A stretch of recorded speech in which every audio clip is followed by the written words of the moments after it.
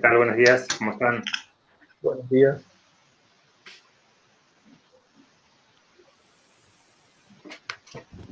Bueno, hola Oscar.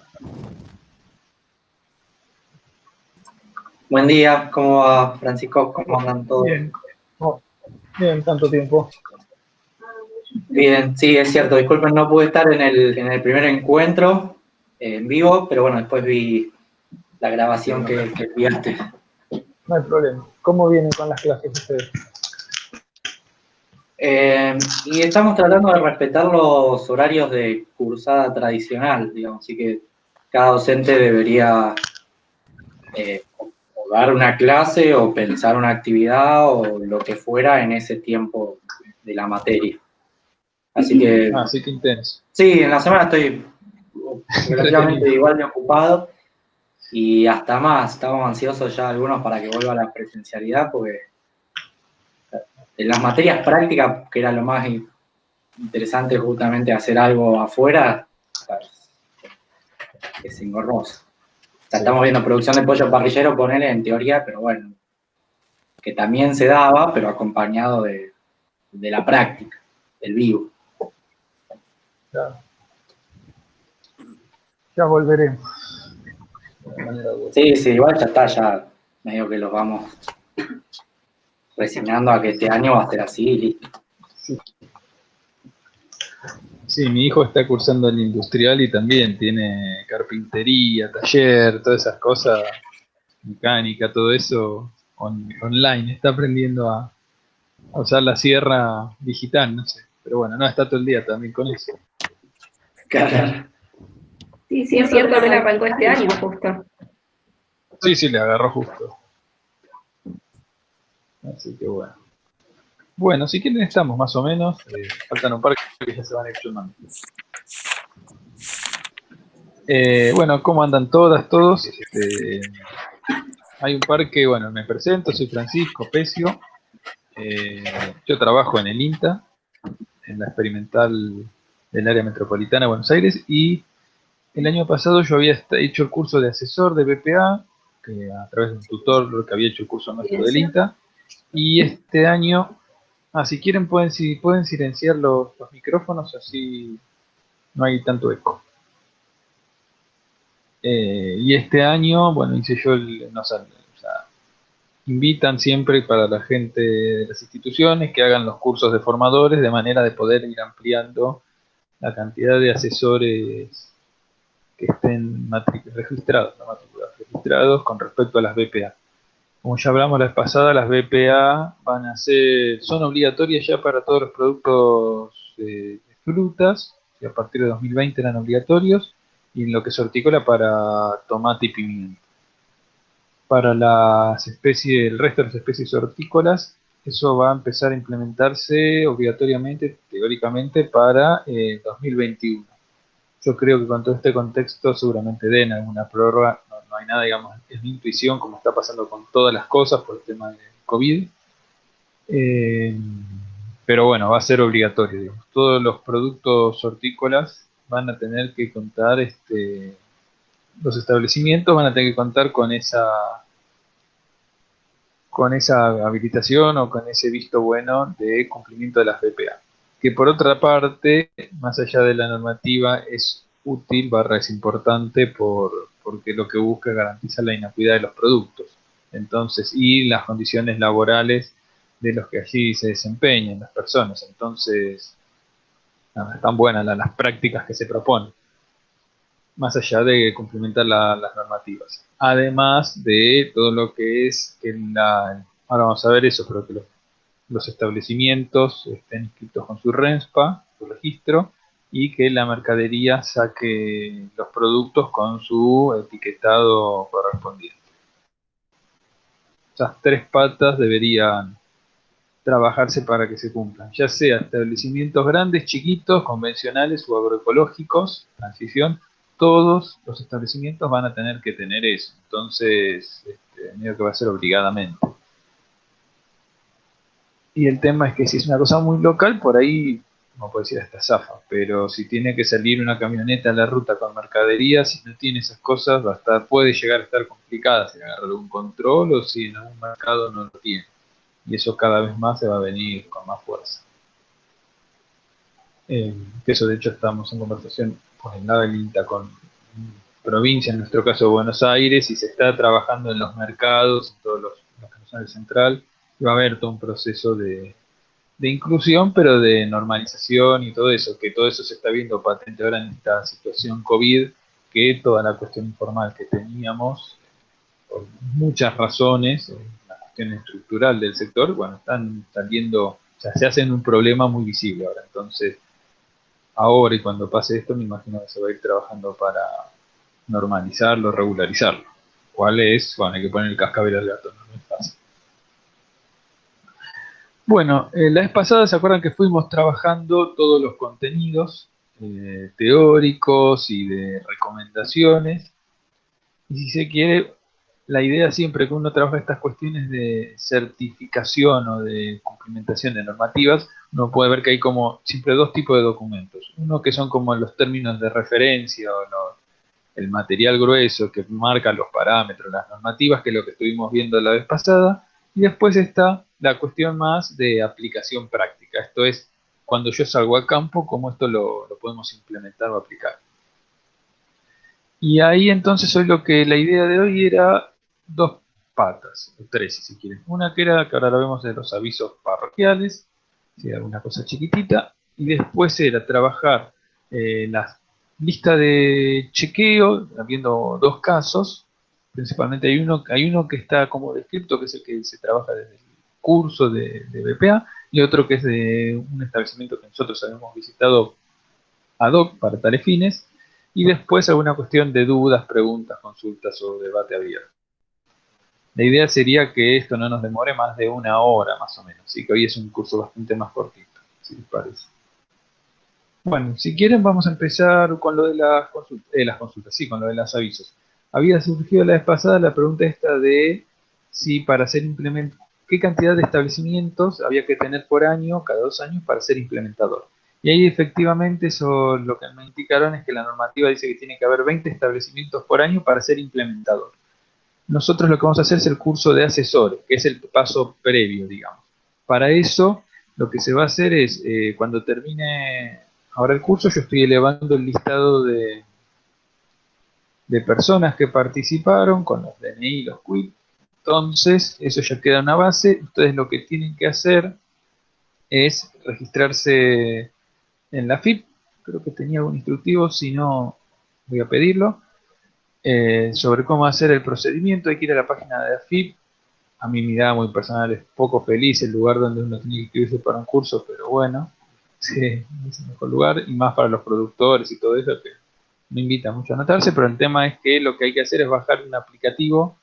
Hay diferentes aplicativos, uno es Cursos Senasa, entonces uno se anota a través de AFIP, el aplicativo Cursos Senasa, se instala dentro de la página FIP y eso habilita una solapa que es Cursos Senasa. Uno cliquea sobre eso y ahí ya deriva o habilita, mejor dicho, el usuario para la página de Senasa de capacitaciones Senasa.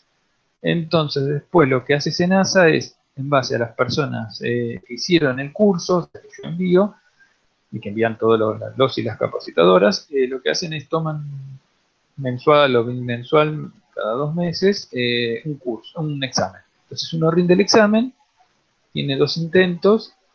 La recomendación es lean bien las fichas, porque a veces son preguntas tienen una hora para responderse, con todas las cosas abiertas hay que tener. A veces las preguntas son como muy finitas o medias de dudosa interpretación, entonces ahí hay que estar muy afilado, pero se hace. Y entonces uno rinde eso y luego, transcurrido como un mes más o menos, comunican el resultado, entonces ahí ya uno pasa a formar parte de la base de asesores. La función del asesor, como su nombre dice, es asesorar sobre el proceso de implementación, pero luego, que ahí es donde uno, mirada personal también, no es la normativa, es observable, el hecho de que después uno tiene que convocar un implementador para que esté registrado, para que le ponga el gancho a el cumplimiento de eso. Entonces ahí es donde surge esta cuestión del implementador que tiene que tener al menos 20 establecimientos por cada 2 años.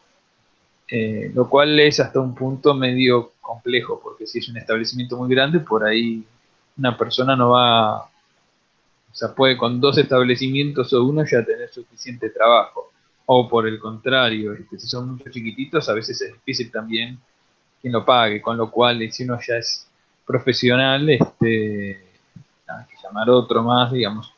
Parece que hay una cantidad de anexos a la cuestión pensada originalmente que también esta normativa tiene sus años, pero habría que reformularla, o me parece a mí que cuando quieran implementarla van a tener ahí un problema que va a faltar gente, porque no va a haber muchos que puedan cumplir todas esas normativas, me parece a mí, ¿no? Todos esos requisitos. Pero bueno, más allá de eso, la normativa dice eso. Ese es un poco el procedimiento. Entonces hay que inscribirse en un AFIP, se habilita la página de SENASA y de allí pueden rendir el examen para ser asesor. Bueno, eso Tengo está. una consulta sobre Sí, esto, ¿puede ser? Antes que sí, nada, buen día a todos. Con respecto a esto de los asesores, una vez que estemos inscritos, ¿quién nos llama a nosotros como para asesorar?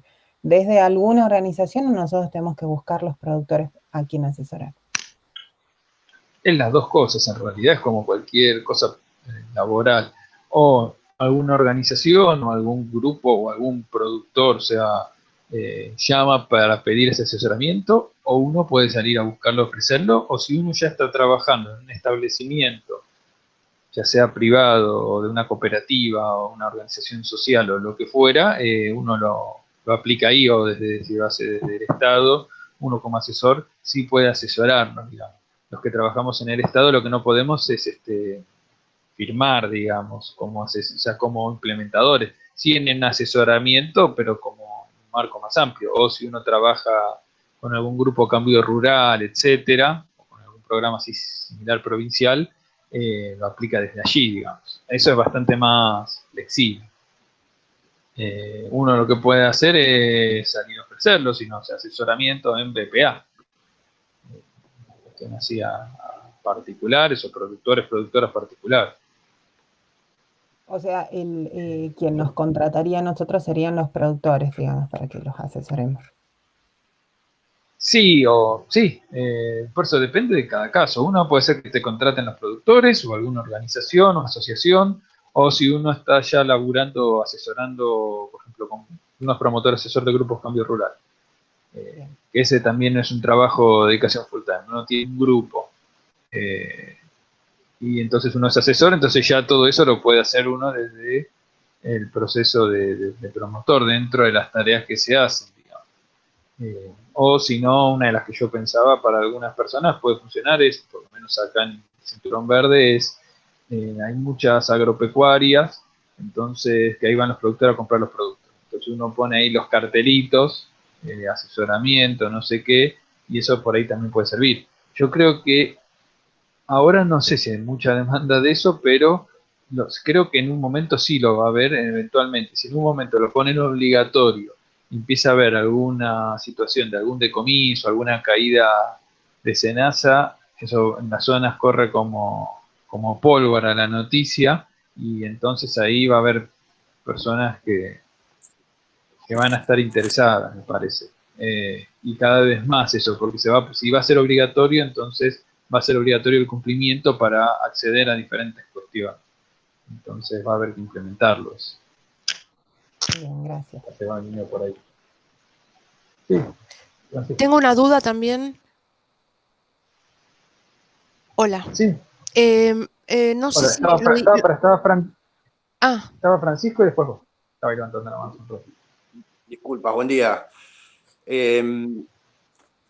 La certificación, digamos, o el marco para ser asesor tiene una validez de 1 año o tiene un tiempo de validación. No, eso no está contemplado, el de asesor. Ajá, ok. Sí, Alejandro. Sí, mi pregunta era, no sé si lo dijiste la otra vez, O sea, los productores chiquitos también lo tienen que hacer individual. No, ¿qué pasa con el tema de las cooperativas? Por ejemplo, si se hacían una cooperativa de venta, por ejemplo, en los otros mercados, o no hay chance para hacer eso. Eh, no, el tema es que como lo que se tiene que certificar, o lo que uno tiene que demostrar en el proceso, es el establecimiento. Entonces, lo tiene que hacer el establecimiento independientemente de la forma jurídica que tenga. Esto es, si los productores después o las productoras comercializan en forma cooperativa o forma colectiva, es una decisión de ellos, digamos, lo que hay que, porque las BPA hasta donde llegan es hasta el empaque. Entonces, ahí lo que habría que hacer es ver cómo organizan la producción, si producen cada uno en su establecimiento, en su finca, ahí cada finca tiene que tener implementado BPA hasta el punto que le corresponde. Después, si empacan en algún empaque común, el empaque tiene que tener eso. Si por el contrario es un campo que se labura de manera colectiva, ese campo laburado de manera colectiva o cooperativa va a tener que cumplir las BPA, digamos. Es independiente el proceso de la forma de organización jurídica, si es individual, si es una cooperativa, si es una empresa, porque está vinculado más a las cuestiones de manejo, no tanto a la forma societaria o organizativa, por eso.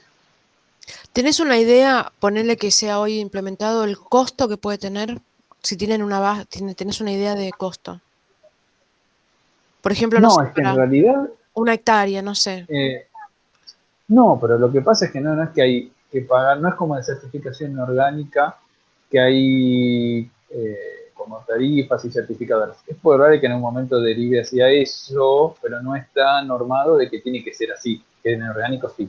Acá, en realidad lo que va a pasar es, yo creo que o sea, el proceso de implementación es, si alguien de una organización, de una cooperativa, algún miembro de la cooperativa, se anota como asesor y asesora a los de su propio grupo, es gratis o un costo mínimo. Si además es una cooperativa grande, pónganle la FECOAGRO, que tienen 500 asociados, no sé, 600, o de algunas cooperativas grandes del NEO del NOA. Si alguno de los equipos técnicos hace el curso y es implementador y asesora más de 20 establecimientos cada 2 años, el costo es cero, digamos, porque es el costo de la implementación de los honorarios, es el costo de la persona que lo haga. Si forma parte de las tareas cotidianas de la cooperativa o de la organización, lo que fuera, no tiene costo. Después, lo que sí yo creo que es uno de los problemas que vamos a ver ahora, es para mí uno de los mayores temas, no es tanto ese, sino el del proceso en sí de implementación, de poder lograr cumplir las condiciones para que esto se logre. Que para por lo menos lo que yo tengo caminado de cinturón verde, acá en AMBA, y un poco menos obviamente el resto del país, pero sí del AMBA mucho, es que es difícil que la mayor parte de los productores o productoras de los establecimientos lo cumplan, pero porque están saliendo, o sea, cuesta plata muchas de esas cosas.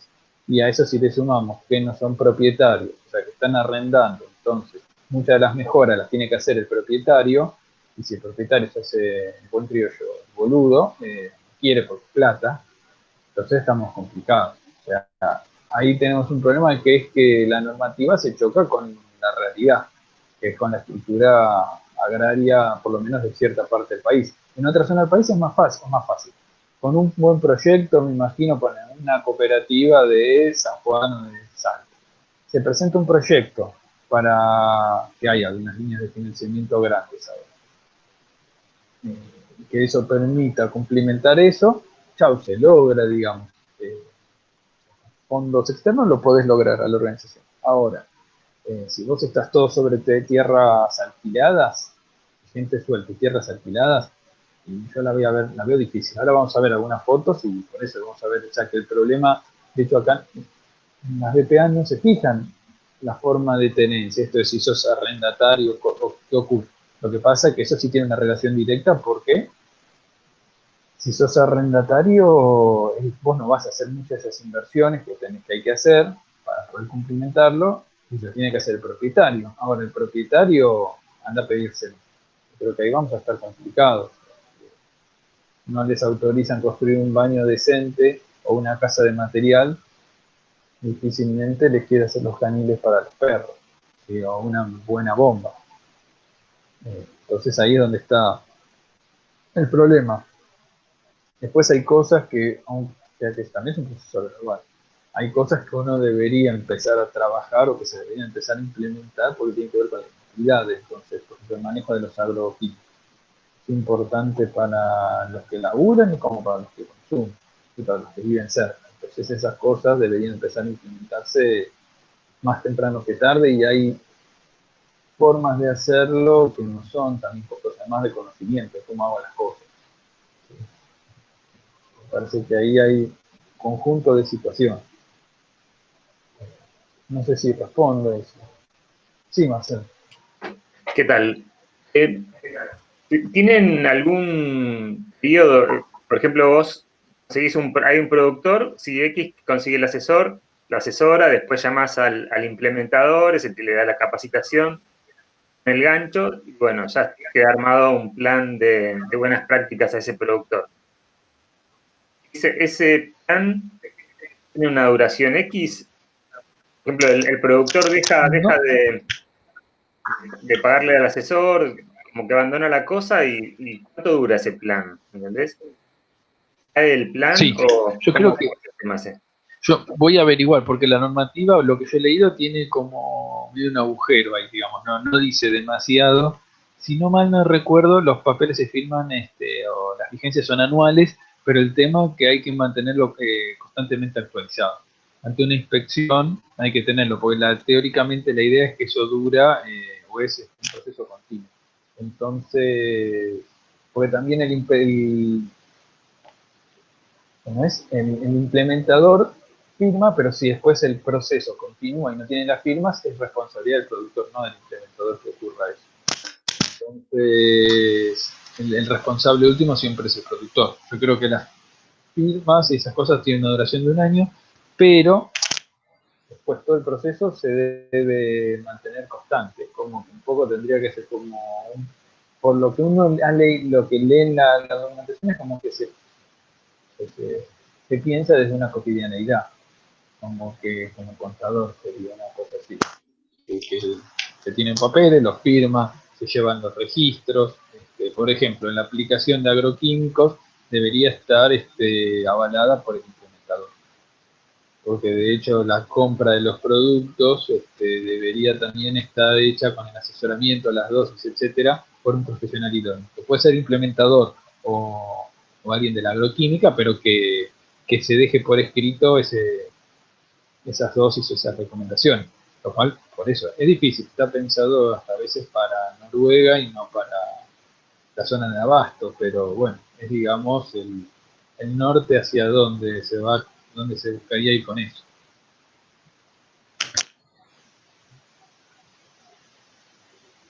Si quieren, podemos largar con uno de los casos. Les voy a compartir en realidad, compartir con ustedes lo de, primero el instrumento de la lista de chequeo.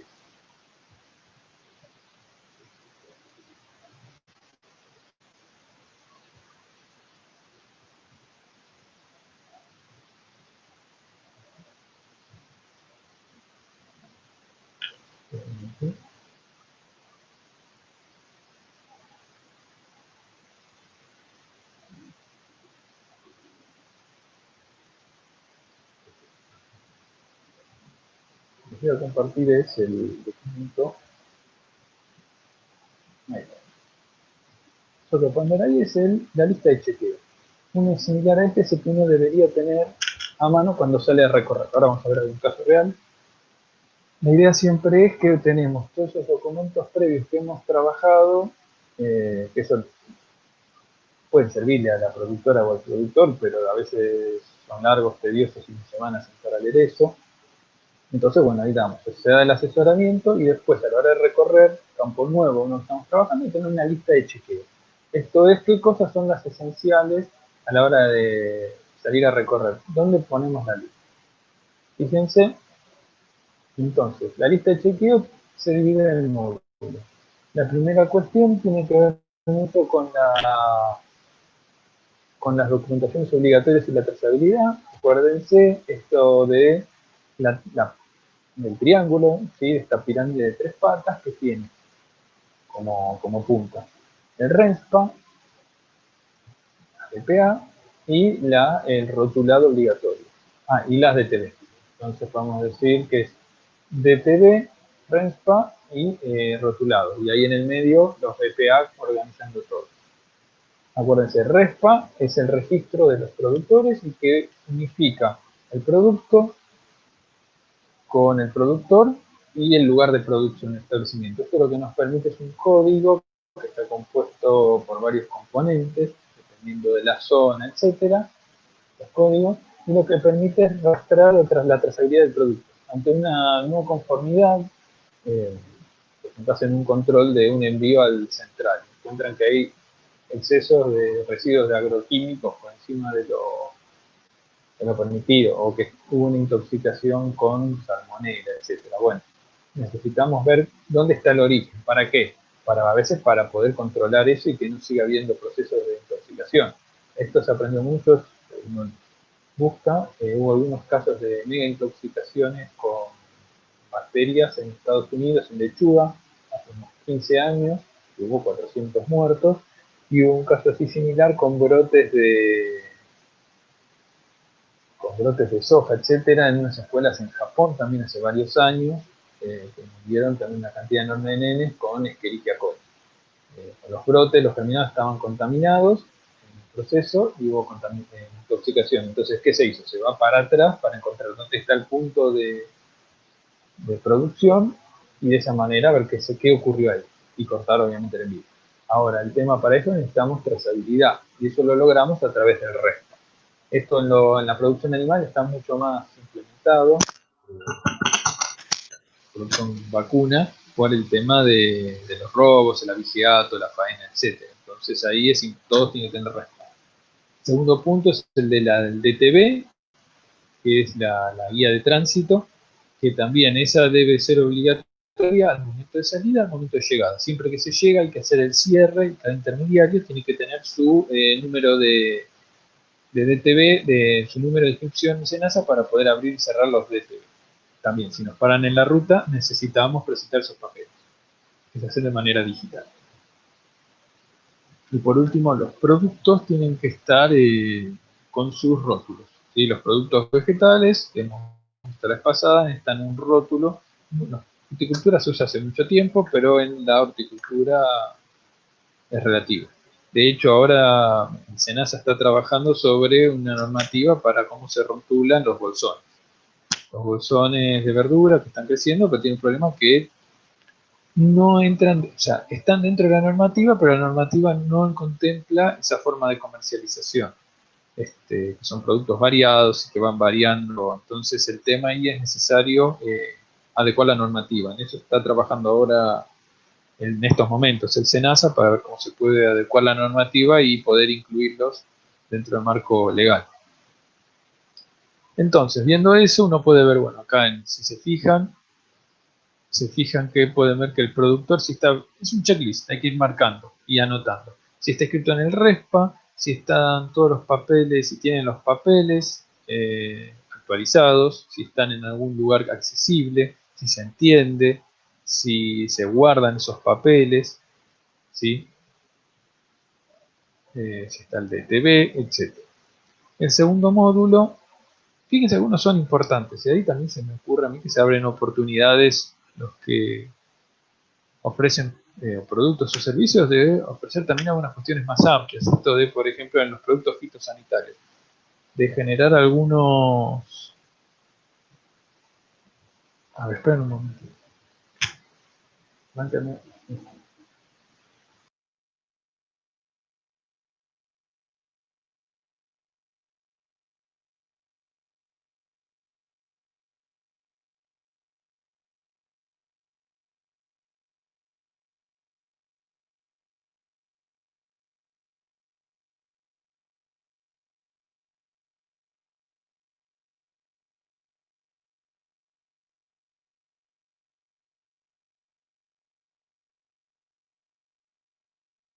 Acá estoy de vuelta, perdón. les comentaba.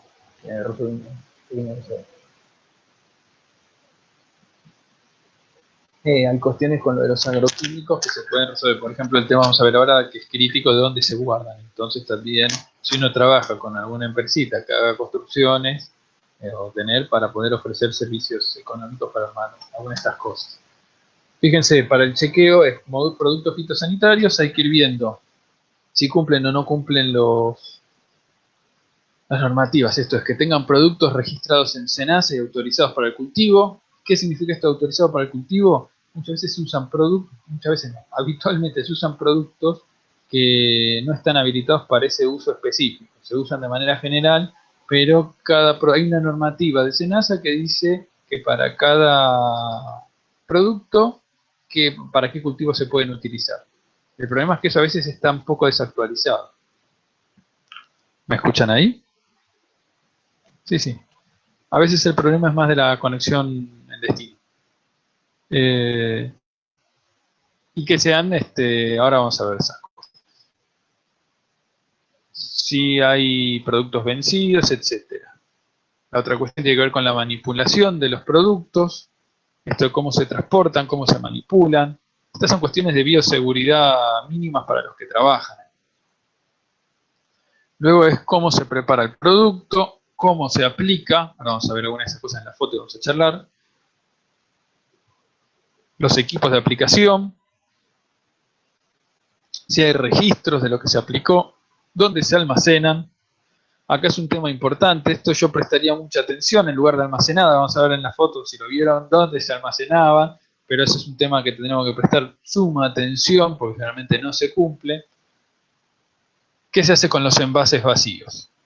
Después tenemos el módulo 3, que es el de fertilizantes y enmiendas, que tiene que ver justamente de si se utilizan enmiendas de origen orgánico, si se hace alguna práctica para neutralizar los posibles riesgos de contaminación y de riesgos biológicos. Si, cómo se trabajan, que no se pueden utilizar los lodos cloacales. Módulo 4, que es el del agua. Acá el tema es con primero el análisis de agua, para determinar que sea agua de uso agrícola en el caso del riego. Esto es que no tenga Escherichia y Pseudomonas, principalmente, y una cantidad máxima de unidades formadoras de colonias. Y en el caso del agua para tomar o para lavar los productos, tiene que ser agua potable o potabilizada. Entonces, ahí lo que hay que hacer es instalar, en el caso que no sea agua potable, hay que instalar algún dispositivo de potabilización. Es un tanque de agua grande que pueda clorinizar, se le agrega cloro, ¿sí? Y que permita el lavado de las verduras y que estas no se vuelvan a contaminar. Y en el caso de las personas que trabajan, que tengan acceso a agua potable. Después está toda la cuestión del manipuleo. El personal tiene que tener libreta sanitaria, ¿sí? Tiene que haber recibido los cursos de manipulación, se tienen que lavar las manos antes de trabajar y no usar anillos, deberían usar cofia, etcétera. Deberían tener instalaciones sanitarias adecuadas. Si tienen lastimaduras o cosas en la mano, deben usar guantes o algo que impida que haya contacto de esa lastimadura o eso con esa enfermedad con el producto. O que se mantenga toda la cuestión de higiene en el lugar. Después en la cosecha, tiene que ver con dónde se ponen los cajones, cómo se cosechan, si se lavan, si se cosecha en el momento adecuado. Algo importante en la aplicación de agroquímicos es que se debe señalizar dónde se aplicó y cuál es el periodo de cadencia, cuándo se puede volver a entrar y que no se puede cosechar antes de que se cumpla el tiempo de cadencia. Acá los animales de trabajo o domésticos, tienen que estar excluidos de la zona de cultivo, no tienen que estar sueltos, ¿sí?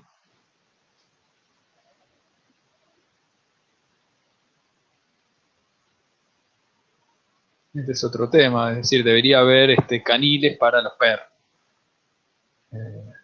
Porque el problema acá es un problema sanitario, tiene que ver con que si los perros andan sueltos por ahí, lo que hacen es caca en cualquier lugar y después si uno cosecha, por ejemplo, verdura de hoja, la salpicadura de la lluvia hace que se salpiquen con restos de heces de perras. Entonces es una de las fuentes habituales de contaminación con coliformes.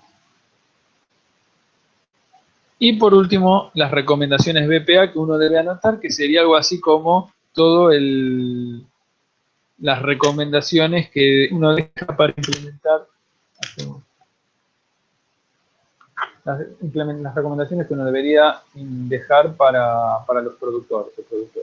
¿Sí?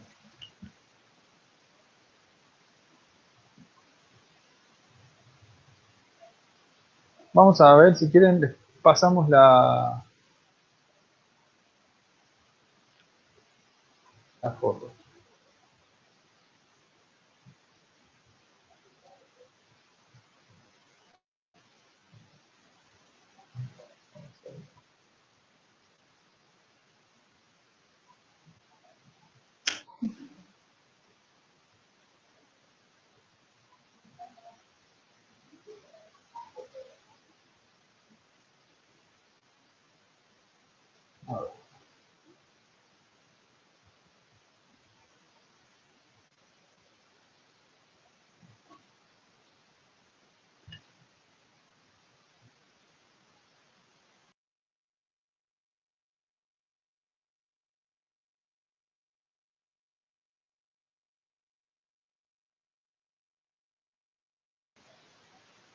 A ver, ¿ahí se ve bien? Sí.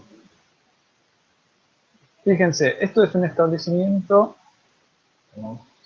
está por la zona del Gran La Plata. No lo vemos, ¿eh? No lo vemos. No se llega a ver la presentación. Sí, yo la veo bien. Fíjate que... Sí se ve, yo la veo. ¿Se ve? ¿La ven? Unos cajones, ¿se ven? Sí, se ve. Perfecto. Fíjense, esto es un establecimiento que es bastante similar al promedio del Gran La Plata. No es de los que están en mejores condiciones, claramente, vamos a ver, pero tampoco está en las condiciones más extremas. Que hay algunos que están mucho más complicados. Pero para ir viendo eso. Fíjense acá es donde está el depósito de cajones. Una primera cuestión es que los más usados son cajones de madera. Lo que dice, no la normativa, lo que se recomienda es que sean cajones o productos que sean lavables y que no contaminantes, que no sean contaminables. Fíjense que acá son de madera y están al aire libre y son retornables. Ahí hay un problema, deberían ser, lo ideal sería que fuesen de cartón o de plástico. Esto es difícil de modificar, lo más probable es que se sigan trabajando con este tipo de cajones.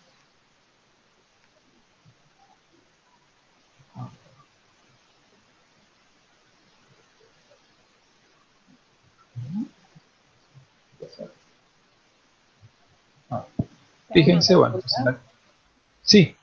¿Cómo se recomienda la limpieza de esos cajones? Y ese es un problema, es muy difícil la limpieza. Lo único que debería hacer es lavarlo con una hidrolavadora o con cepillo y agua con cloro o alguna cosa que lo higienice, digamos. Eso sería lo ideal. Lo que pasa es que es muy difícil lograrlo y aparte, como es madera, es difícil si hay restos, es difícil sacarlo. Por eso se recomienda plástico que es retornable o cartón que es descartable, digamos, tiene un solo uso. Lo que tiene bueno el de madera, que es reciclable, digamos, es biodegradable, pero el problema, y es barato. Pero después tiene sus otros problemas. Fíjense eso que se veía al costadito, acá está.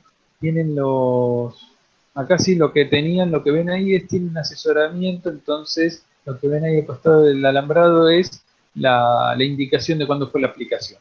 Eso que ven ahí son las marcas de cuándo fue la aplicación del producto para saber entonces el periodo de carencia.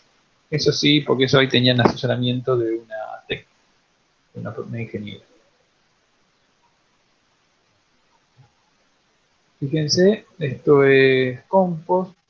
Este compost estaba ya bastante compuesto, pero una cuestión importante es que generalmente lo que ocurre con las enmiendas, esto era mezclas con cama de pollo y tierra, que la cama de pollo se suele vaciar directamente sobre un costado de la casa. El problema ahí es que la cama de pollo cuando es fresca tiene muchos lixiviados, entonces ahí contaminas la napa automáticamente si no pones algún plástico o algo que impida que permee todos esos jugos.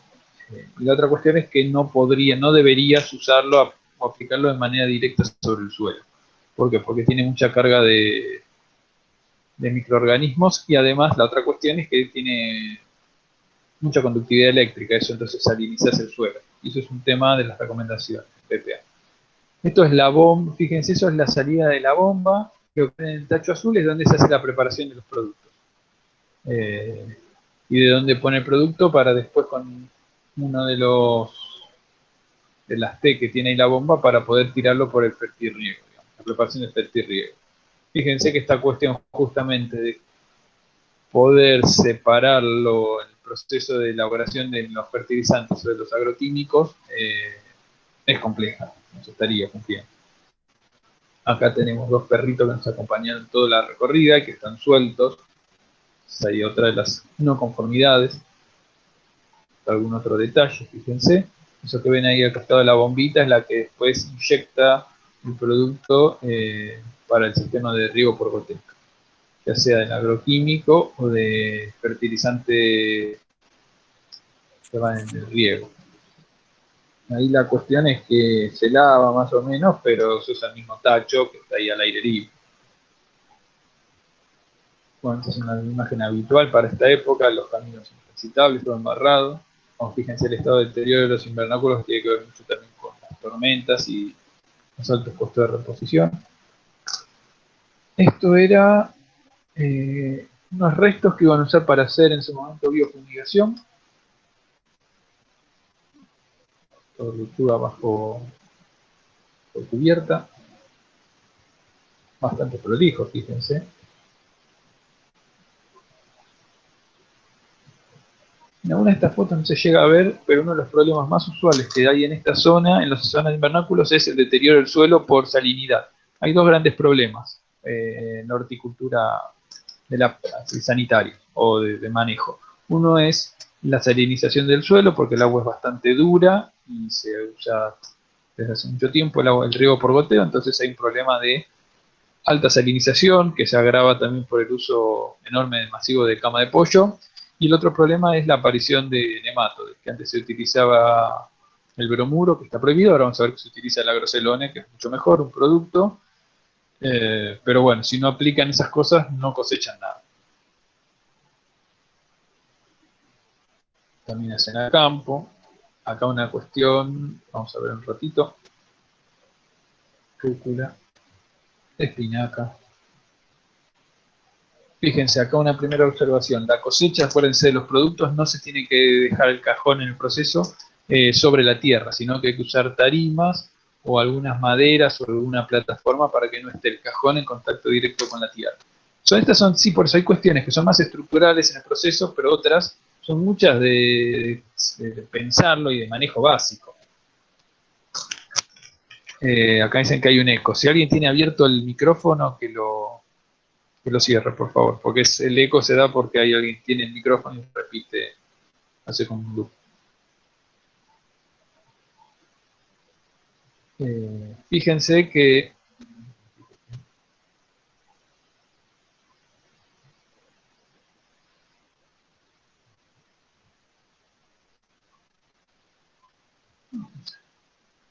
fíjense entonces que eso, una cuestión acá, vayan fijándose, si tienen observaciones también díganlas, así la vamos armando.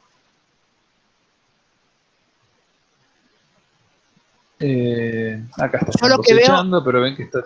Francisco, sí. Veo esto y digo, como que tiene que estar un poco más, le pasan, no sé, como tiene que estar todo perfecto, ¿no? ¿Y cómo haces para cambiar la mentalidad de todo el mundo? Es como un gran cambio, me parece. Sí, ese es me parece el desafío de las BPA, es ese, digamos. Pasa que hay cosas que son... Es un desafío, es importante porque tiene a la inocuidad del producto y a las condiciones de vida y de trabajo de las personas que están ahí, entonces, digamos, es algo positivo. El tema es que tiene que ser eso, algo para mejorar las condiciones y no como una cosa de exclusión. Y en parte eso es cómo lo encaramos nosotras como asesores. Por ejemplo, el hecho de, hay cosas que requieren esto que decíamos, capital, porque hay que invertir guita. No tanto, pero hay que invertir o hay que ver qué estrategia se da para que se invierta y que pueda hacerlo el productor o que lo haga el propietario. Pero hay cosas que tienen que ver con el manejo. Esto del cajón, el cajón apoyado sobre la tierra, y ahí, amigo, ponele un pallet y apoyarlo arriba, y ya con eso ya tenés un problema menos, o una fuente de contaminación. ¿Sí? Acá está la tierra después de recién trabajada. Acá sí es donde, acá le sacamos foto, porque fíjense, acá es donde se le suele agregar la cama de pollo. Y ahí es donde está el problema de la contaminación. Eso es una práctica muy difundida y que habría que ir eliminando. Otro tema acá, que esto tiene que ver con la gestión de los envases. Fíjense cómo se hace la gestión de los envases en este establecimiento. Se quema. En un costado, cerca, ahí vamos a ver cerca de donde está la casa, se hace un fuego con un pallet y ahí se quema el plástico y el envase. El problema de eso es que genera unos vapores que son recontra tóxicos y cancerígenos, y la liberación de esos agroquímicos también son peligrosos para los que están ahí. Entonces, hay que trabajar para la devolución de los envases. Triple lavado de los que son así lavables, los otros se envían de manera directa, hay que perforarlos y entregarlos a quien lo vendió. Pero lo que no hay que hacer es quemarlos, que es lo más usual, ojo, por eso esto es lo que ocurre más frecuentemente en los establecimientos. Se acumulan envases y hay que quemarlos. Y está mal. Acá lo que vemos es otro problema, que es los residuos productivos. Eso que ven ahí son los restos de cinta de riego ya utilizadas. El problema es que esto no se recicla porque es muy difícil separación y no te lo recibe nadie. Entonces uno va por los campos, uno va, por ejemplo, hay documentales de Almería en España que hay montañas gigantescas de cinta de riego abandonadas que no se saben qué hacer con eso, porque no, después tiene diferentes componentes, es un problemón. Uno va en los campos y encuentra cantidades de esa porquería tiradas por todos lados, y que dependiendo que elabores agua, después se te enredan en las máquinas, es un problema. Fíjense, acá donde quemaban los químicos y los residuos vegetales. Estos podrían ser compostados perfectamente, no hace falta que sean quemados. O si voy a compostarlo ahí, están todos los restos de la quema. Ahí sí es donde están los restos del tomate de la cosecha anterior, que se van degradando, junto con restos de botellas, etc. Acá vemos parece un repollo, un brócoli bastante prolijito, lindo. Acá alguna foto ya del invernáculo. Estos son unas bandejas pasadas que deberían eliminarse cuando están pasadas para que no sean inóculos de otras enfermedades. Y acá vemos, por ejemplo, uno de los puntos más comunes de la no conformidad, que es esto que les comentaba, que son los agroquímicos. Esta es una de las formas más usuales donde cómo se administran y manejan los agroquímicos en los campos hortícolas. Fíjense, eso que ven ahí son diferentes productos y lo que está ahí es una botella de bebida energética, de bebida esa de Gatorade, con el producto escrito ahí con fibra. Eso seguramente así se lo vendieron en el... Muy difícil determinarlo si uno cayera el SENASA ahí, pero es probable que es muy común que muchas agroquímicas vendan de esta manera los productos, porque lo venden fraccionado más barato, como su precio en dólar, entonces se lo venden para cada aplicación. Pero esto claramente está mal, digamos. Fíjense, esto que ven ahí, el tacho es un agrocelón. Este es el que se utiliza para nemátodos. Y fíjense la banda. Acá tenemos otro. Acá están los elementos de protección personal. Los elementos, acuérdense, tienen que ser el mameluco, difícil de usarlo en momentos de mucho calor, claramente. Botas, guantes de nitrilo, la máscara, anteojos y un mameluco que proteja. Esto tiene que ver con la cuestión de evitar riesgos en el que está aplicando, riesgos de exposición. Utiliza máscara, pero no le cambia el filtro seguramente, no tiene mantenimientos preventivos, entonces no está cumpliendo su rol ese elemento de protección. Da la sensación de seguridad que no la tiene. Fíjense y vamos a ver, por ejemplo, acá hay Furacar, que es un carbamato, carbofluorán, muy tóxico, banda roja. ¿Qué ocurre? Lo que sí, como esto se utiliza muchas veces para nematodos, para el principio, esto tiene un tiempo de carencia largo. Como eso al principio, da el chance que eso se degrada. Sin embargo, es muy tóxico para el que lo aplica. Además de que queda ahí dando vuelta. Entonces, esto tendría que estar en justamente un local habilitado para tales fines. Esto es un local cerrado con una salida de aire en la parte superior para que salgan los vapores, cerrado con llave y que la llave no esté fácilmente accesible, que tenga indicaciones de qué productos tienen, de cuándo es la fecha de vencimiento, que tenga elementos para contener los desbordes o los derrames, que los productos líquidos estén en estantes por debajo de las infundaciones en polvo, para que si hay derrames no contamine uno al otro. Pero no, ahí está, ahí dando vuelta suelto, constituye un riesgo grande, principalmente y en este caso para los que están ahí viviendo, ¿no? Hay otra cosa más que tiene que ver con que hay que ver si estos productos están autorizados para los cultivos en particular, es decir, si están dentro de la lista de productos habilitados de SENASA. Ahí está sí la salvedad que el SENASA muchas veces va atrás de esto, es decir, se habilitan cosas luego que ya se están usando muchas veces, lo cual está mal. Pero es la realidad. Pero sin embargo esto es banda roja, no es banda verde que es más livianito. Esto es muy tóxico. Muy, muy tóxico. Fíjense, acá es cómo se hace la preparación de los productos. De vuelta, acá la cuestión del cumplimiento de esto de que no aplicar no preparar los productos en cualquier lugar, que tienen que ser en condiciones que permitan un piso de material que elimine los posibles salpicaduras, etcétera. Sin embargo, acá lo preparan con un palito, agua, tiene que estar con el tacho azul porque ahí es donde lo mezclan.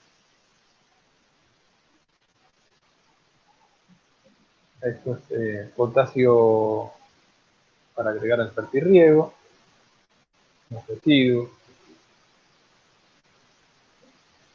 más de la bomba donde se prepara la mezcla, más de la quema donde queman la basura.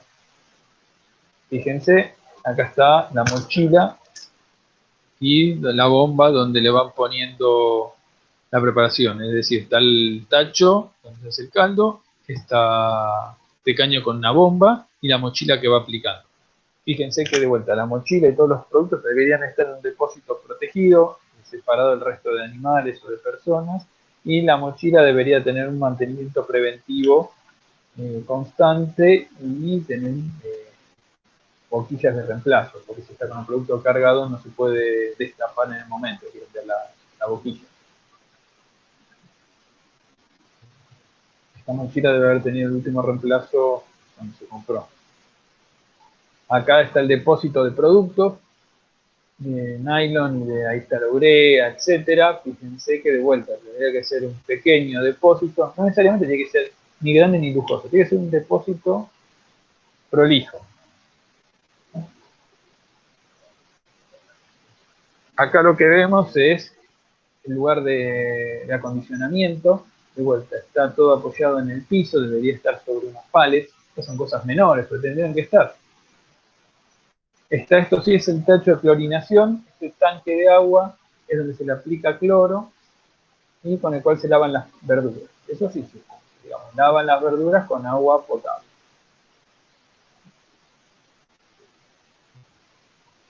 Pero fíjense esto, que debería estar señalizado, higienizado, es limpio, ahí hay un colchón, hay cajones que los usan como banco.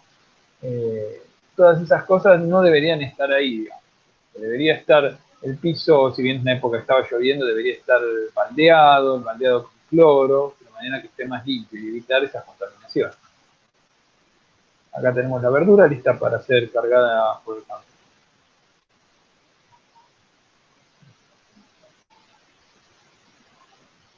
Fíjense. Bueno, ahí está.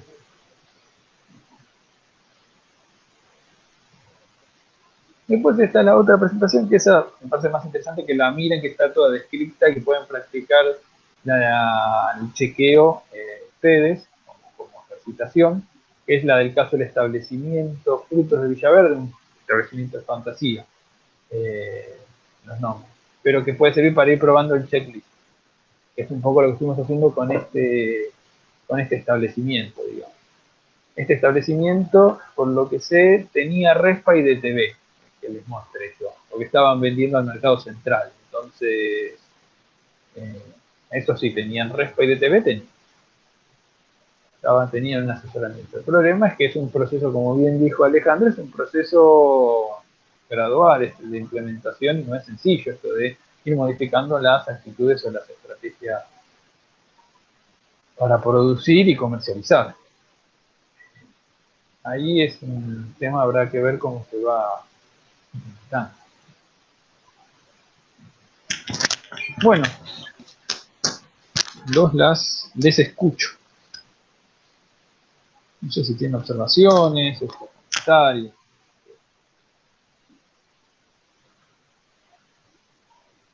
Sin dudas de lo que haya surgido, de lo que leyeron de los materiales.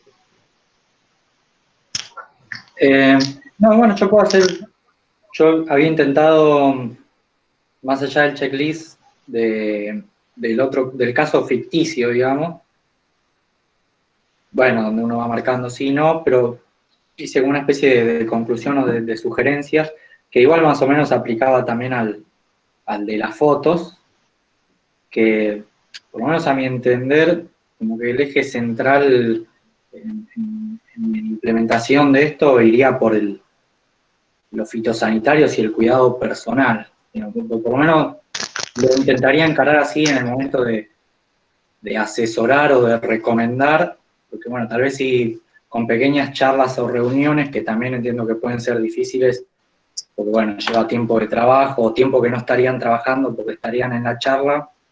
Si cada persona o cada trabajador en esa circunstancia entiende que lo primero es cuidarse, creo que ahí sería como el principal logro dentro del posible orden del establecimiento.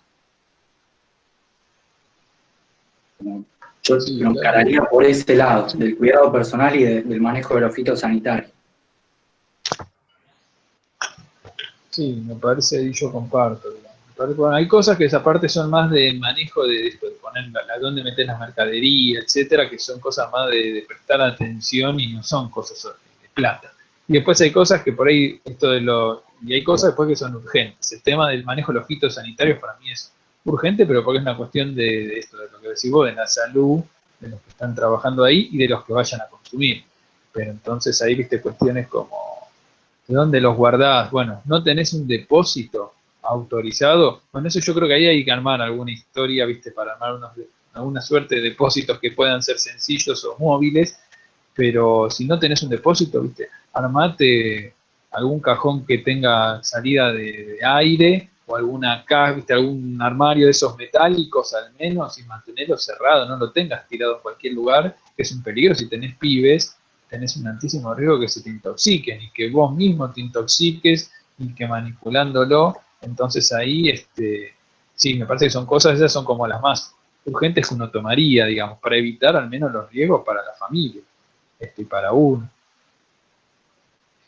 Que en el agroecológico se alivia un poco porque no tenés esa manipulación, aunque tenés manipulación de otros productos que también deberías tener algunas mínimas precauciones, no con ese nivel de peligrosidad, pero algunos preparados sí requieren cuidados, y también la cuestión de el manejo de las enmiendas, ahí también de hacer, que es lo más común, y también eso lo ven en el agroecológico, el manejo de la cama de pollo de compostala bien, porque aparte tiene un olor que voltea y eso, o sea, haces pelota al suelo y tenés muchos riesgos de que tenga salmonela, de que tenga escherichia, entonces eso lo vas a tener que compostar bien. Y eso también no es tanto una cuestión de plata, sino de manejo, es ir trabajando de a poco esos procesos. Perdón. Marcel.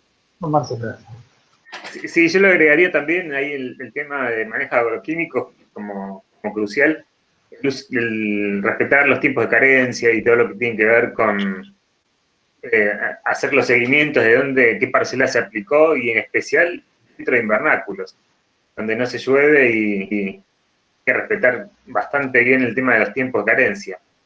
Muy común encontrar plantas del que compra apio y demás, no está bien lavado y lo ves medio azulado con algún producto, porque está bien en invernadero, la lluvia no lo tocó, y por ahí hace un mes que le aplicaron, pero continúa con el producto. Totalmente, si viene con chimichurri. No, yo lo que quería decir o sumar a lo que estábamos hablando es que para mí, analizando el caso de Villaverde, que era el que vos habías subido, es como muy importante, me parece, el tema de la capacitación a los empleados que están trabajando en el establecimiento. Porque había muchos casos que bueno, este dueño del establecimiento comentaba que sí, bueno, sí, se ponen máscaras, pero no saben para qué. Entonces es como que me parece que ahí lo que falta es un poco de comunicar, digamos, bueno, si vamos a señalizar, que todos sepan por qué estamos señalizando, si vamos a tomar los registros, que todos estén al tanto de eso. Es como que esa comunicación me parece que es la que está fallando y en definitiva las personas que están trabajando ahí en el día a día son las que quizás tienen la posibilidad de, si toman conciencia y uno les puede bajar línea digamos, de cómo hacer las cosas, lo van incorporando de a poco y me parece que eso es lo que puede generar mejoras por ahí inmediatas, que no es, como vos decís, un tema de recurso económico, sino de hacer un poco de concientización.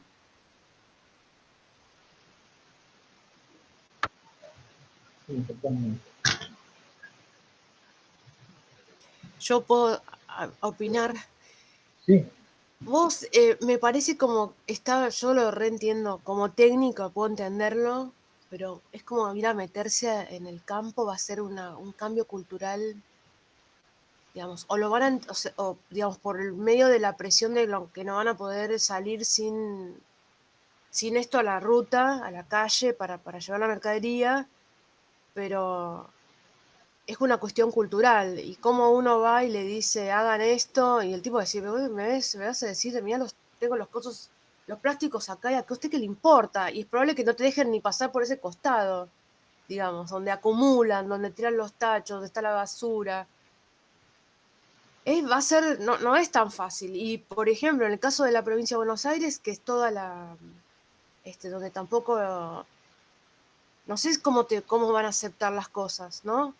Porque yo estuve en Matanza y es todo, digamos, las cooperativas, que son gente, digamos, por ejemplo, de Bolivia, y no sé cómo van a aceptar todo esto, ¿sí? Es un desafío. Encima, Sí, mucho ahí no sí, hablan, es un porque desafío. me pasó en un lugar que el joven, o sea, el hijo, que era el que estaba administrando la chacra, que era joven, el chico estaba en la universidad, él era el que le traducía al padre las cosas, porque los padres eran, o sea, grandes, viejos productores, y era el hijo el que estaba implementando, o sea, se podía hablar con el chico más joven de cómo tenía que hacer las cosas, ¿no? Y era como que le estaba haciendo el cambio a sus padres, ¿no? O a la gente más grande, que era la que siempre venía con esa trayectoria. Lo que sí, digamos, no sé si esos jóvenes son los que se quedan como productores, ¿no? Y son los otros, digamos, los que... ¿Quién es el que está haciendo la producción? Entonces, ¿cómo haces Sí, para comparto. entrarles, no? Sí, comparto. Ahí hay una cuestión, bueno, es una tesis que siempre es un proceso, por eso debe ser lo más pedagógico y acompañando el paso a paso, pero después me parece eso, cómo se da la motivación para hacerlo, me parece que ahí gran parte es esta presión que va a haber o que hay progresivamente externa, digamos, por fuera de la quinta para poder aplicarlo, porque le van a empezar, o sea, el tema ahí lo que me parece es si en un momento el SENASA cae en 2 3 quintas, eso después se recorre en todos lados y se van a hinchar. Pero por ejemplo, a nosotros lo que en el INTA lo que nos está pasando es que cada vez más los grupos de quinteros, algunos son de organizaciones sociales grandes, pero después muchos son cooperativas, asociaciones muy locales ahí en todo lo que es el Gran La Plata, Varela, Berazategui, está lleno. Es una piedra y sale algún grupito de quinteros, hay mucho. Aparte de esta cuestión predominantemente de origen boliviano, tienen una práctica de agruparse, esa gimnasia está muy marcada, entonces, la cuestión de la comunidad. Entonces eso se traduce en muchas organizaciones, algunas chicas de productores. Y ahí una de las demandas habituales a la hora de presentar proyectos de financiamiento, que nos piden algún acompañamiento, alguna mano, es cuestiones de implementación de BPA. Proceso de implementación de BPA como cosa amplia, esto es, por ejemplo, los galpones, la mercadería tiene que salir de galpones de empaque habilitados en condiciones. Entonces es, bueno, como eso no lo puede hacer cada productor, armábamos un galpón de empaque comunitario que cumpla todas esas condiciones. O esta cuestión de empecemos a implementar parcialmente esto de las BPA. Lo de los agroquímicos, realmente lo más usual, porque aparte es lo que meten en el cuerpito, uno, entonces donde más presta atención, y hay otras cosas que quedan más relegadas. El problema grande que tenés ahí en el cinturón verde es esto que estábamos hablando, la estructura de la tierra. Entonces, muchas de las cosas los quinteros no se saben, digamos, les gustaría, algunos están en condiciones de muy baja capitalización y están sobreviviendo como pueden. Pero hay otros que durante algunos años tuvieron un proceso de capitalización, han tenido ingresos buenos, pues manejan mucha guita a veces, los que hacen tomate bajo cubierta, la moneda. Y entonces podrían vivir en mejores condiciones. Pero ahora, si estás arrendando y el propietario, que no sabes tampoco si es el propietario, es el que le pagas el alquiler, si el tipo no te deja construir, no te deja hacer un galpón, no te deja hacer nada, y estás hasta las manos. Entonces, y no es que decís, bueno, me voy y busco enfrente otro campo y lo compro. No hay mercado de tierras demasiado disponible para tierra de uso agrícola, se vende para country. Entonces ahí es donde tenés una tensión que no la resolvés con BPA, que es más estructural, esto que les decía, de, bueno, cómo accedes a la tierra para poder hacer todas esas mejoras. ¿Qué pasa? A veces es una cuestión de capital, en otros casos las organizaciones, aunque sean las chiquitas, pueden apechugarse para conseguir financiamiento de proyectos, etcétera, para armar estas cosas comunitarias, y en otras no, pero bueno, es complejo y me parece que gran parte de ella, hay un proceso igual cada vez más de toma de conciencia de que es importante. Algunas cosas la ven más claras, otras no, y hay que ir trabajándolo, me parece. Por ejemplo, que está la que mostré la foto, estaba empezando a implementar BPA y él habilitó la visita porque la técnica que lo asesora, una profesional, lo estaba empezando a acompañar con eso. Entonces él estaba interesado en que lo visite, y él trabajaba con el INTA, los conoce, a los del INTA de ahí, entonces quería que lo visiten para que le tiren algunos centros con cuestiones vinculadas al manejo de los cultivos, que tienen algunos problemas de algunos sanitarios, y después de esto, bueno, ¿cómo hago para que no me joroben o para el miedo de que me caiga alguna que cayó? En 2016 cayeron algunos que caían más que nada con la cuestión de trabajo, a ver si había mano de obra esclava, etc. Y entonces cayó en un par con la policía y todo, no en este campo, en otro cercano. Entonces había toda una cuestión ahí dando vuelta, bueno, ¿qué hacemos para que no tener riesgo de nada? Aparte, pues hay una cantidad grande de factores que conllevan a que el proceso de aplicación no creo que va a ser integral, completo, pero te marca un horizonte de proceso de implementación, que es lo importante. Cosas más fáciles de aplicar, otras no, cosas más urgentes, importantes, y otras, por ejemplo, el tema de los perros. Yo realmente que haya perros en caniles en el campo, la veo muy difícil. O sea, podés construir el canil, ¿eh? El canil se puede construir y es barato, eso con 3 rollos de 10 metros de alambre y 3 postes, ya tenés el canil armado, con agua y al lado de la casa, eso no hay problema. El problema es que alguien después, y es lo que decís vos, la idiosincrasia es que el perro esté acompañando, y en la zona del Gran La Plata el perro está para la noche, lo sueltan para que no se Para el robo. Entonces, claro, o sea, siempre tienen 2 o 3 perros buenos sueltos, y después tienen 2 perros más malos que la peste, con cadena, que lo sueltan a la noche. Siempre. Entonces, a donde vas tienen los perros malos ahí atados que a la noche los sueltan. Y eso no creo que lo cambien, pero porque es más amplio que la BPA. Yo ahí, digamos, uno tiene que recomendar, etcétera, pero la veo más difícil. También depende del tipo de cultivo, zona, región, hay varias capas que uno puede agregar. En fruticultura es más sencillo porque la mercadería el producto no está en contacto con el suelo, entonces no es tan problema que haya perros sueltos. En el caso de lo que se cosecha de hojas sí es más complicado. Me parece que hay uno también más lo hilar finito de qué cosas a uno le preocuparían más que otro. Aparte, una cosa es un perro y otro que tenga una zombilla. Va cambiando, me parece. Y después hay cosas que tienen que ver con el manejo, por eso sí es de ir trabajando, y lo trabajamos también cuando trabajamos en agricultura urbana, en huerta, el tema de la limpieza de los lugares. mal cortar un poco el pasto cerca de la casa, no tengas fierros viejos, no tengas un quilombo.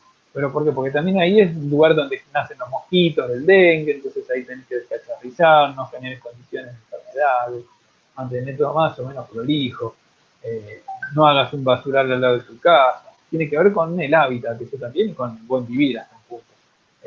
No es un quilombo ahí, acá al otro lado. Si vas a quemarlo, no lo quemes, acá quemarlo en la otra punta del campo, para quemarte lo menos posible la dioxina.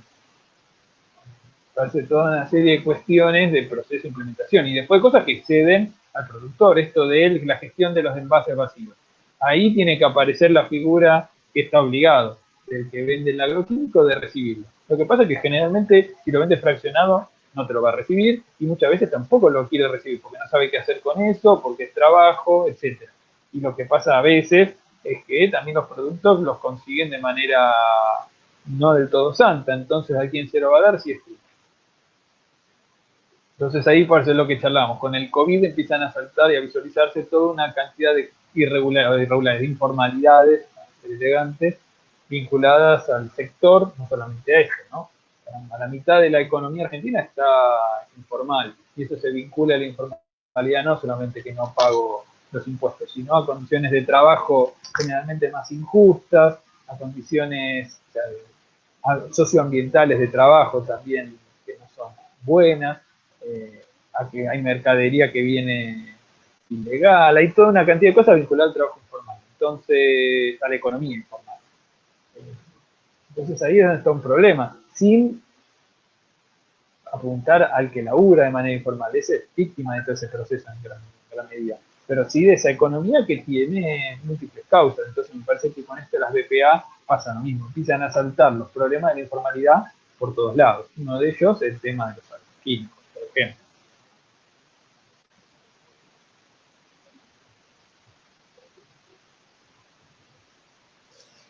Tengo otra pregunta. Por un lado, me imagino que el SENASA va a hacer capacitaciones para los productores como para apoyar eso. Por otro lado, veo un solapamiento con el técnico si hay alguno que tenga asesor, porque es como que vos vas a hacer que hagan, digamos, que cumplan con las BPA, pero en realidad lo estás asesorando. Haga esto, haga lo otro, cambie esto. Es como una forma de asesoramiento también. No sé si no se solapa Sí, con sí, sí, el sí. ingeniero agrónomo o el técnico. ¿Sí? Y el otro es cuando vos siempre decís, sí, nosotros estamos defendiendo el trabajo, yo pensaría, en el caso de lo que son los productores, muchos son, digamos, agricultura familiar, y cómo, digamos, cambia una estructura, digamos, de trabajo que no sé si lo paga el costo. Yo, en algunos lugares, vos me decías capitalización. Para algunos la capitalización es tener un camión o las camionetas, ¿no? Las 4x4, por ejemplo. Y es lo único que esa es Sí. su capitalización y la plata que la mandan para afuera. Pero es como que hay cosas como que empiezan a mover otras cuestiones, ¿no? Sí. Que me quedan con signos de interrogación. Sí, sí, sí, por eso ese es el problema de esto, es cómo lo implementamos para que no sea excluyente.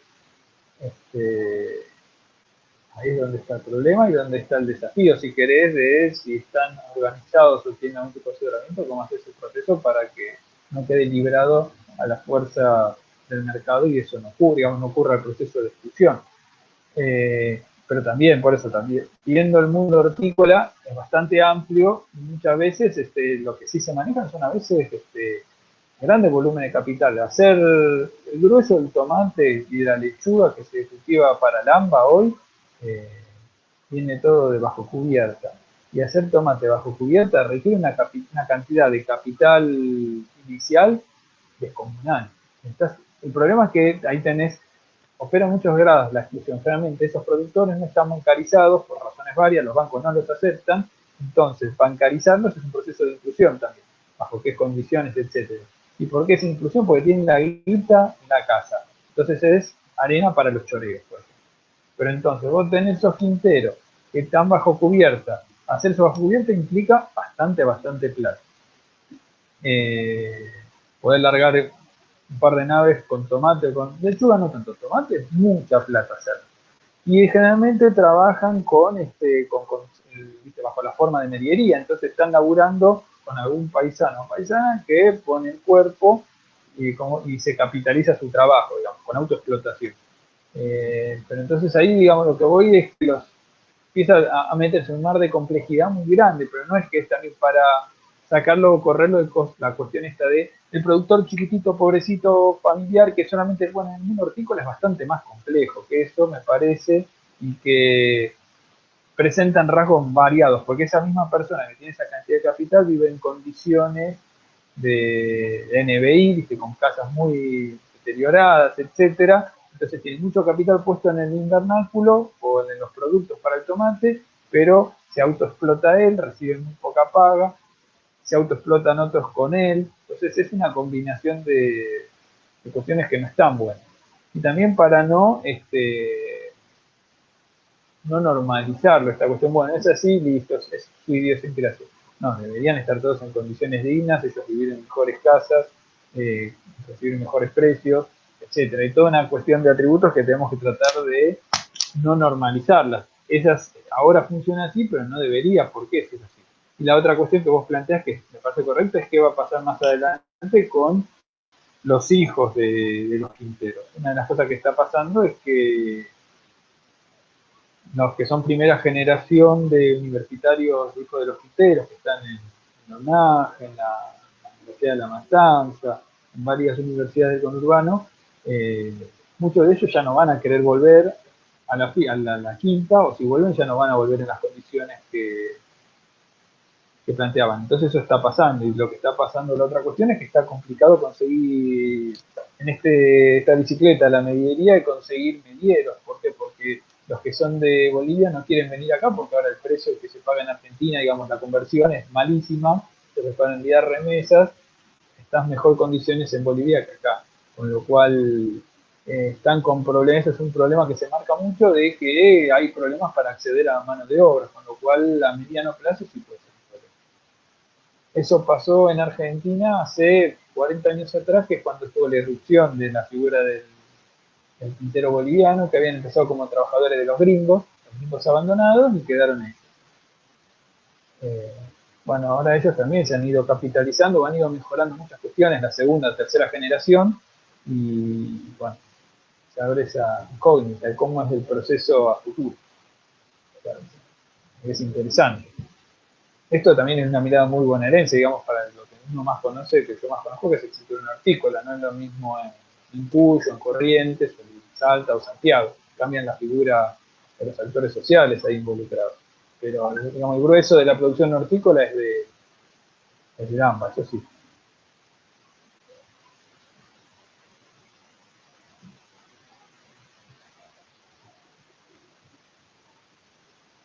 Proceso, es un desafío. Me parece que igual la cuestión es que yo he ido modificando mi mirada personal con respecto a las BPA, pensando, bueno, mi postura original hace unos años era una postura, es una imposición para exclusión y no sé qué, y el poder respecto.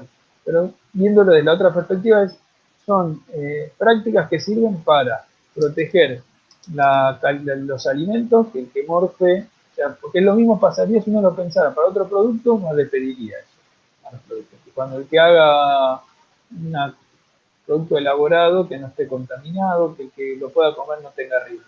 Esto es lo mismo para las verduras, que es una comida, es un alimento más. Entonces, que ese alimento sea seguro, sea inocuo, y que los que trabajan ahí tengan las mejores condiciones, digamos. En el caso de la agricultura familiar, el que pone el cuerpo es el que trabaja, el que pone el cuerpo es el mismo que el productor, digamos, el propietario.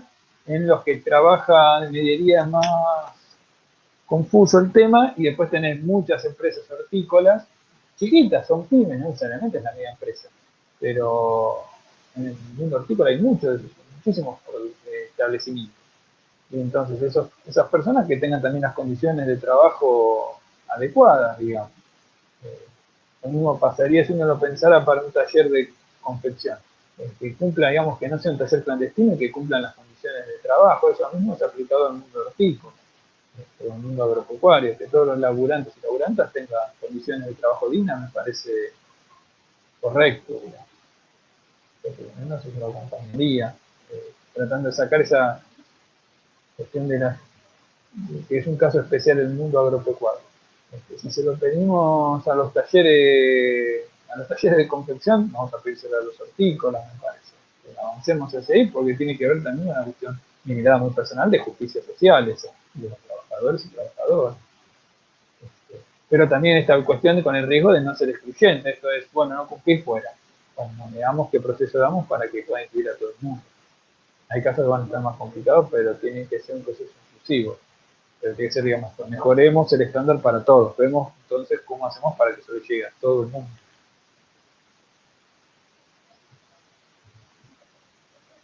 Incluidos los de los agroecológicos, ojo.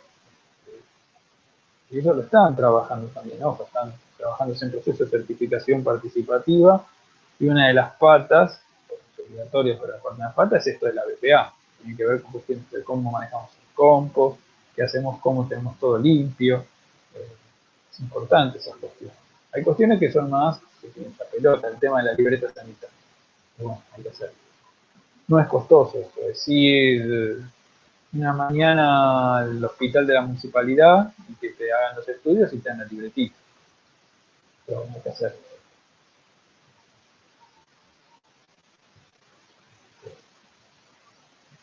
Por ejemplo, ahora el MTE está vendiendo bolsones acá en Capital. Lo estuvimos acompañando el proceso. Y Asoma, otra asociación. Y el tema es que todos los que laburaban, los que operan, tenían que tener la libreta sanitaria de Capital. Eso sí fue más sencillo. Hubo que alquilar una combi, salir a las 5 de la tuvieron que salir desde 5 de la mañana para estar a las 7 en el hospital, y hacerse todos los estudios, que son gratuitos, creo que eran 2 distintos. Y después le dieron la libreta como a 10, 15 personas que son los que están en el operatorio, todos con su libreta sanitaria. Es eso, digamos, es pesado, pero bueno, se pudo resolver, digamos, Bueno, no sé si tienen alguna duda más o cosa, o si no, más o menos estamos. Acuérdense de las encuestas, por favor. Completen el que está, se las mandé por mail, si no está ahí en la carpeta, y envíenmela por mail. Y así yo ya cierro esto. Yo ya voy a elevar entonces. Ya elevo todo y ya, digamos, damos por cerrado. Después me imagino que, eso voy a preguntar, si les llega a ustedes el aviso, pero tienen que seguir inscribirse en la FIP, hacer todo ese proceso, lo tienen que hacer. Y después, para que les den el alta para que puedan rendir el examen. Así les aparece como un link, le aparece una fichita en el curso de SENASA para poder rendir. Y se hacen estos exámenes, creo que bimestralmente, o sea que hay todo el tiempo. Si no rinden ahora, pueden rendir un poquito más adelante, hay varias llamadas. Te hago una consulta. Esta inscripción en la FIP, viste, para rendir el examen, ¿te relaciona de alguna manera con monotributo? Porque ponerle vos no estás inscrito, yo estuve en su momento, pero dejé de estar inscrito. ¿Te vincula nuevamente? No, creo que no. No. Simplemente, esa es para mí, digamos, esa fue la opción. No es la mirada oficial, la mirada mía. La macana de hacerlo a través de la FIP es eso, viste, que es y menos para productores o para mucha gente, te digo que no es muy entusiasmante, a mí me pasó, de tener que hacerlo a través de la FIP. No, esto es porque la FIP tiene, lo que me explicaron es que la FIP tiene en el portal 25 millones de aplicativos. Entonces ahí está el aplicativo, pero no te lo engancha no tenés que tener impuestos activos. Simplemente es la base a partir de la cual enganchás al SENASA. No tenés que tener nada de registro y no lo cruzan con tu estado tributario. Simplemente es la base a partir de la cual saltar a la del SENASA. Por eso. Francisco, por favor, no seamos inocentes. Te miro con un ojo y con el otro ojo no, ¿sabes? Porque con la FIP es todo ese es el cruce de datos. Y a ver, la parte hortícola era el gran bache de la FIP. Entonces, estamos ayudando a que la FIP acomode los numeritos un poco. ¿Me entendés? O sea, yo reentiendo lo agroecológico, eso lo reentiendo, pero que le estamos dando con esto una mano a la FIP, está bien, el Estado es el que cobra los impuestos, pero es más presión, a mí como productor me parece que una represión para los productores, para el pequeñito, ¿viste?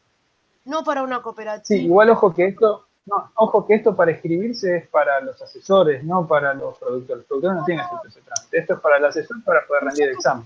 Nosotros, a ver, lo que digo es cuál es el trabajo que va a hacer uno y cuál es también una de las consecuencias de esto, digamos, de la BPA para todos, digamos. Viste, hay gente que la pelea de abajo, viste, hasta que el tipo que hace dulce le piden viste, que el dulce esté con la aprobación, digamos. Ya esto a ver, hay un Sí. pequeño productor. Bueno, ahí yo igual, perdón, ahí sí espera, no, te voy a comentar una cosa, pero eso también, ese discurso lo teníamos nosotros hace un año atrás. No sé si sabés lo que pasó con el proceso de la intoxicación que hubo con humus. Sí, Sí, sí. Sí, ahora están bueno, habilitando las cocinas en las casas, digamos,